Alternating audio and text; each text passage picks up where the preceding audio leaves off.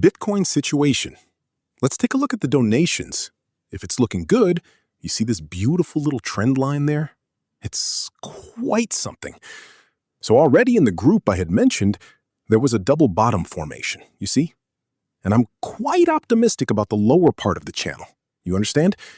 And then we have a divergence. We're testing the middle of the channel.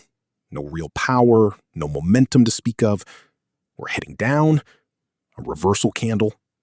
And so right here, this was actually a fantastic entry point to get in. The indicator had signaled it to us, you see? It formed a double bottom, and then we pushed up. I had even written this down in my thoughts earlier. I had noted it here in my Telegram message at 6:58 in the morning. And then, of course, we're on let me explain what I mean by that, a vector formation. So today, I'm going to analyze Bitcoin, share my thoughts on it, and what you're looking at here, as you can see, is the Crypto-Quebec indicator. Just look how incredibly cool it is. So you arrive here, a reversal candle. Why are we seeing this? These wicks, you see these red ones? That's what we call a liquidity zone, And we come up to make a double top. And the only real way to overcome that, to break through it, is with a strong vector like this one.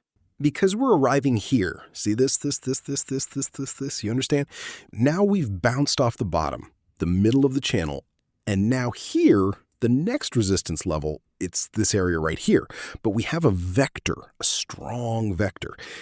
We're on a smaller time frame. So naturally after that, we will come back here. It could take a few days, it could take 48 hours, 72 hours, but it will push us higher. It will push us higher. And getting to the top of the channel, how many days did that take? It took 3 days, so it's not instantaneous. Now what's going to happen, take a look here. You see there's a fair value gap here on the indicator, and it's signaling it to us. So we're likely going to come down here. If the momentum from the 100-day moving average holds, we could bounce like this, and then continuing upwards. It will go like this. We come down, we touch. Here there'll be some wicks. You see the wicks like this, and then reach the top of the channel. And then we go to the top of the channel. We had resistance at the bottom. We go to the top. Reaching the top, we take the profit. We go back down because it's easy to just retest. You see, here you sell, here you buy, here you sell, here, easy, easy, easy. So that's what I'm seeing for Bitcoin. There's kind of a pocket on Friday.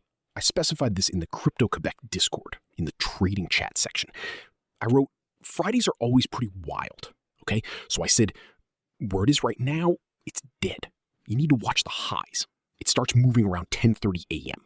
You have the vector, you set a tight stop, easy, easy. Often around 8:30 a.m., we see a move. It's tricky. That's precisely what we saw this morning. We had a dip. We started heading south. Here we started heading south with a red vector to then bounce back. It's right around this liquidity zone, this area.